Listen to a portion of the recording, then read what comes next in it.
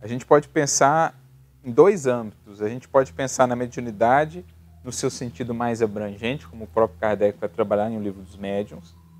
Por exemplo, essa ideia ou essa compreensão de que todos somos médiuns. Portanto, que a solidariedade entre os dois mundos, plano físico e plano espiritual, é muito mais presente, muito mais atuante do que possamos imaginar. É uma permuta enorme. É uma permuta constante, enorme, entre esses dois planos, tanto no sono como também por meio das inspirações que captamos, mesmo sem sermos médiuns ostensivos. Então, a gente passa a entender melhor esse intercâmbio e como aproveitar ao máximo desse intercâmbio.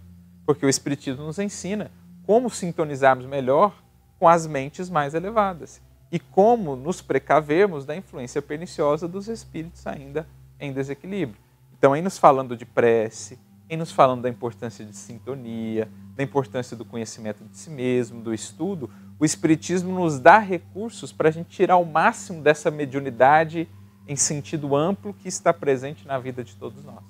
E também ajuda-nos a nos precavermos, a termos o cuidado com relação aos possíveis desvios que possam surgir nessa interação entre os dois planos.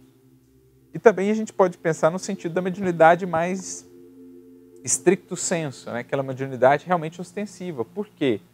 Com o advento do Espiritismo, abre-se um novo canal de interação mais direta entre os dois planos. Algo que antes, por exemplo, era preciso vir um missionário encarnar para levar adiante um processo de revelação, como foi em Moisés, como foi no caso de Jesus, de Paulo, agora muito dessa troca, desse conhecimento profundo que chega do alto, vem pelas vias mediúnicas. Sem a necessidade propriamente de grandes missionários virem encarnar a Terra. Claro que eles seguirão vindo, né?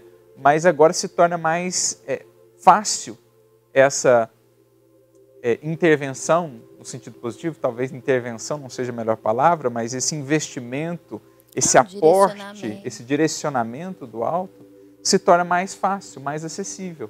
Porque não é preciso planejar tanto tempo a encarnação de tantos missionários, porque agora, pelas próprias vias mediúnicas, isso se torna muito mais universal e até mesmo acessível. E na época de Paulo também tinham os profetas, que eram médiuns dentro dos templos, que eles também recebiam orientações espirituais, não é? Sim, aos tempos de Jesus e mesmo antes, esse trato da mediunidade já existia, desde o Egito Antigo, a Caldeia, só que isso era num nível muito mais restrito, né? Especialmente antes do cristianismo, eram só nos chamados círculos iniciáticos, em que se tinha acesso a esse tipo de conhecimento.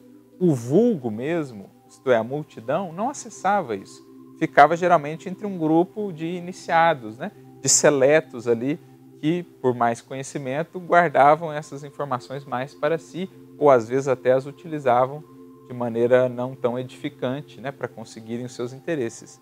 Agora, com o cristianismo, e especialmente depois com o Evangelho Redivivo no Consolador, a mediunidade se universaliza. O acesso ao conhecimento que chega por esse meio se torna mais amplo para a humanidade inteira, porque ela passa realmente a ser melhor compreendida. Sai dessa abordagem mística também, né? Digamos assim, despoja-se desses aspectos de superstição, de incompreensões que a ela fomos vinculando, ela se torna mais pura desde que vivida dentro dos preceitos, né?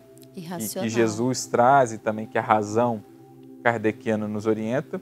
Ela se despoja do que era misticismo, do que era complexidade desnecessária, do que era superstição, e ela se torna um canal mais seguro de acesso à luz, desde que vivida e aplicada dentro dessas balizas que nos são trazidas pela espiritualidade superior. Então, de certo modo, universaliza-se esse contato, esse intercâmbio com o mais alto, e isso potencializa o progresso das criaturas aqui encarnadas.